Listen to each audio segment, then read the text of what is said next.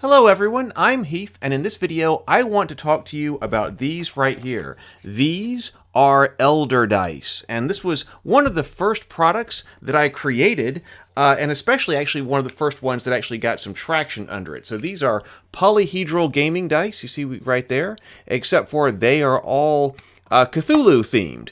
And this was a product that I developed with David LaRocca, and he was, and still is, a eldritch horror Lovecraftian kind of artist, and so you can see his art that's inside each one of these boxes. So like this is one of my favorites right there.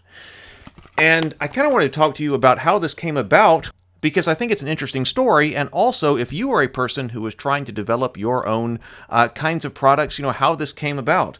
Because this was after I had been working with my brother on our game company that was called Rain Studios, and we had put out the original Terra Tiles, we'd put out a board game, War of Kings, we'd put out Enchantress, but we didn't really generate enough money fast enough to keep going, and so my brother decided that he was going to leave the company and return to his job as an engineer at the power company. And so I was trying to decide what I was going to be doing, and basically how I was going to effectively start over with it just being me. But I got in contact with David LaRocca, who is also here in Alabama, and we started talking, and we started trying to come up with an idea for a product that we could bring out to Kickstarter that we thought was marketable. And so, you know, I think we met for lunch, you know, a couple of times, and we were just kind of talking things out. And, you know, I had the experience of overseas manufacturing and also dealing with worldwide freight and also the logistical operations of fulfilling Kickstarters and all of that. And then David had all of this artistic ability, and he had put up artist booths at Gen Con. And one of the things that he said was actually a popular thing was that he had some dice made up with some kind of Cthulhu emblem on them, not in high volume, but they were just a small number of them that were sitting there on his artist table, and he said they were very popular and people liked to come by and buy them. And I said, well, you know, we did custom dice for both War of Kings and Enchantress. Both of those games required custom dice. So I thought, you know, well, we could do some type of custom dice, and, you know, how would we theme them? But, you know, David was already known in the world of kind of eldritch horror art, and so it seemed kind of natural that, well, maybe we should experiment with things from the Cthulhu Mythos. And actually, I didn't know very much about the Cthulhu Mythos at all when I was getting into this. David kind of introduced me to Cthulhu because of the dice that we were doing. And, of course, I took a deep dive into the short stories and, of course, wrote a bunch of stuff for Journey to the Tree of Sorrows and things like that after that. But, you know, really got involved in it here. And so we had this idea to make dice, and these were our first sets. We did, you know, the Cthulhu themed set, and then we did the Lovecraft, what we called the Lovecraft Elder Sign right here, because this is the Elder Sign that H.P. Lovecraft drew. So for the purists, we had that, and then we also had this set over here, which was basically David's take on the star-shaped elder sign, which we ended up calling the astral elder sign. So we had this idea that, well, we could create entire sets of dice, and at the time, the dice that people were creating often had like the symbol on the D20, but we wanted the symbols to be on all of the dice, and so I don't know if we were the first, but we were one of the first, and really one of the first, I believe, on Kickstarter, that started putting the symbols on all of the dice, including the D4s, which was something that I really liked. So when we had the idea about the dice, it seemed like a good thing to try to release because we had not only the artistic ability to do it, but we also had the contacts with manufacturing, freight, and logistics and all of that to pull off, you know, a Kickstarter campaign that actually requires manufacturing and stuff like that. This was back when I was living in my unfinished tiny house. I was working on a tiny house to live in while I was working on all of my creative endeavors. And so after the Enchantress campaign, and I was trying to figure out what to do, you know, there was about a 3-month span of time. It took us about 3 months, I think, to develop Elder Dice from zero to being able to launch the Kickstarter.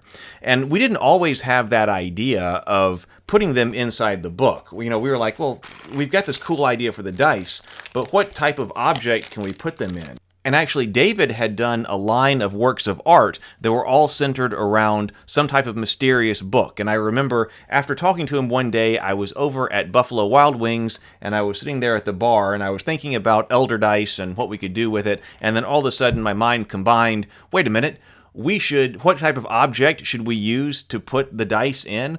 we should use one of these books because that's what is in David's art anyway. And so I called him up and I said, David, I've got the idea about what we should do, what object we should put them in. And as soon as I said that, the idea also connected in his brain. He was like, books. And I was like, that's right. We need to put them in spell books. And so that's why the spell book or grimoire boxes, we decided to, sort of make it, well, it did become a staple of Elder Dice. And David has done a fantastic job on, creating each one of these spell book boxes. That is the home for each particular Elder Dice set. So then we had to figure out how do we prototype this, because we needed to be able to create prototypes in order to photograph them for a Kickstarter campaign and all of that in order to get everything going, and so we could let people know what it is that we were trying to do.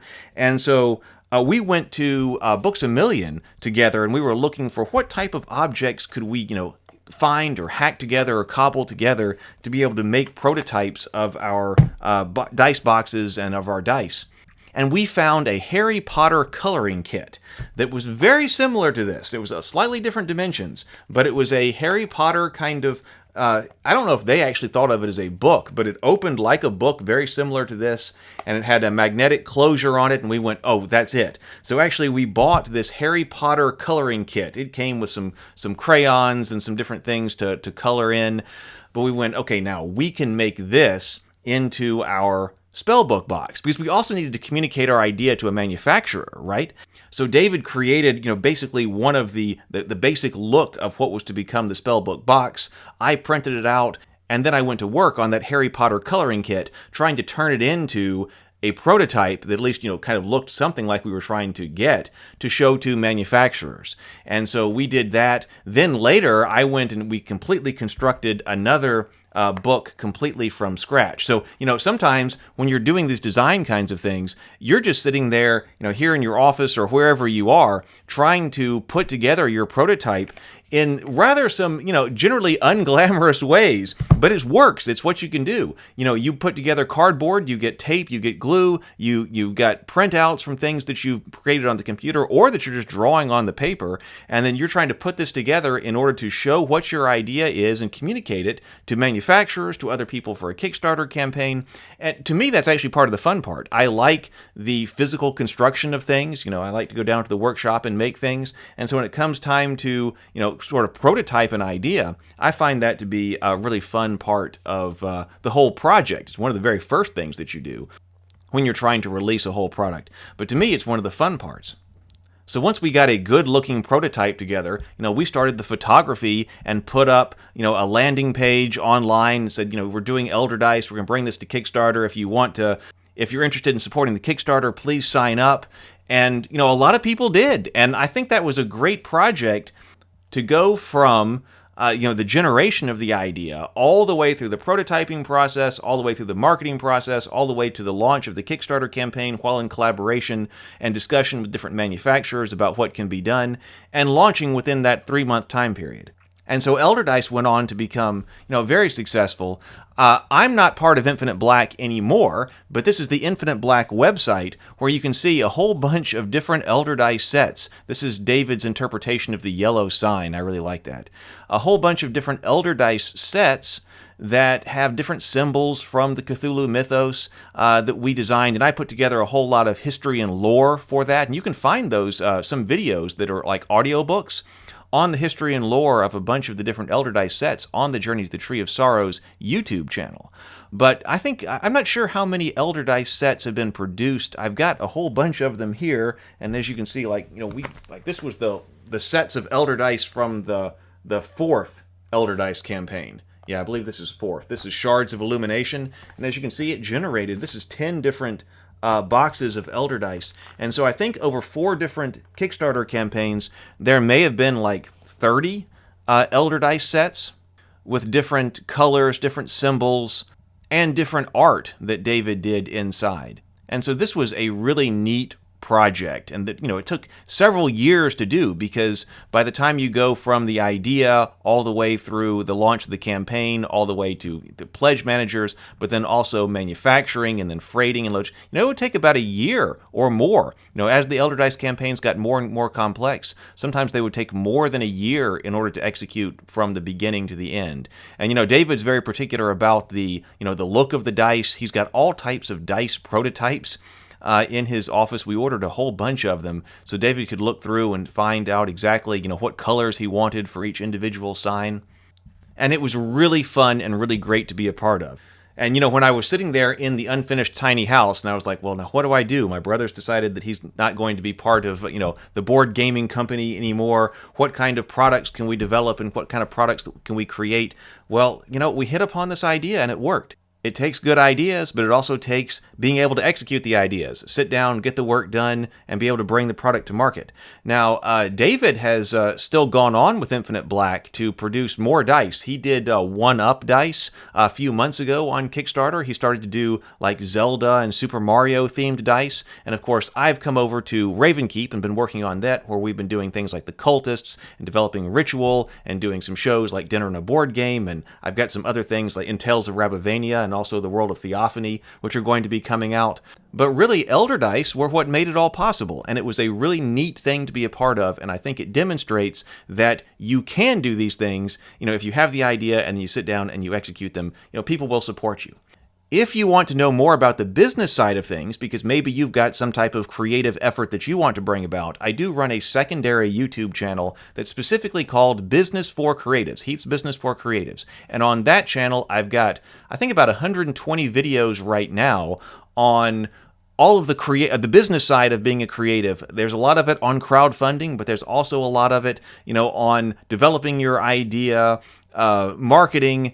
I talk with some other people who have been able to develop products in the fantasy and gaming world as well, fulfilling Kickstarters, internet traffic, all of that. So if you are interested in trying to get something off the ground yourself, I believe in not only when you do something, you should also leave a path. And so I've been trying to do that on this channel about, well, documenting everything that I've been through as I've been trying to run creative businesses and develop products and all of that, because sometimes, there isn't a lot of great information about some of these topics out there. There's some, and there's also a lot of people who, give you a whole lot of pie in the sky kinds of things about, running Kickstarter campaigns and crowdfunding campaigns and developing products and so forth. This is real down-to-earth practical knowledge. So you may want to check that out as well if you are interested in doing that. I'm out of here. See you in another video. If you enjoyed this video, please like, subscribe, and all of that jazz. It really helps a lot. But also, please check out The Cultists, the web series on this channel about modern-day D&D playing Lovecraftian cultists who just want to worship Cthulhu in a world full of people who just don't understand.